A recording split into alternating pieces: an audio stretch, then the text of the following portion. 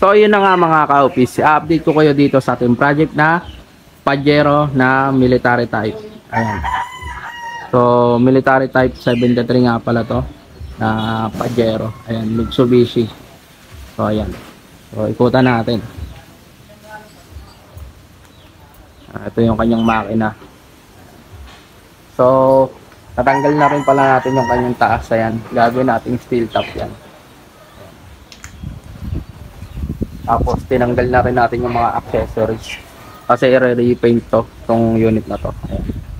So pansin nyo naman na wala na yung mga accessories nyan nung nakaraan nating vlog. Ayan. So ngayon tinanggal na. Tapos ito yung kanyang taas, wala na din.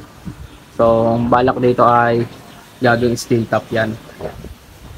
So ayan. Silipin natin yung kanyang loob. Ayan. Ito yung kanyang loob.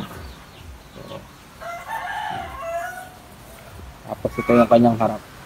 Napaka-reside. So marami-rami pang aayusin dito sa unit na to mga ka-office. So punta tayo dun sa kanyang aayusin. Tulad na lang nitong ayan. Gagawing power mirror yan. Tapos yung kanyang ayan. Yung balak yan, gagawing power window tapos power mirror. Yan, nabubul na tayo. So ngayon na lang ulit kasi tayo nakapag-active dito sa Promax Motors kasi medyo busy na tayo sa trabaho. Ayan. So pitik-pitik na lang tayo makapag-vlog. Pero hindi natin kakalimutan i-update tong ating unit. Ayan. So yan mga ka-office, maraming salamat sa inyong panonood.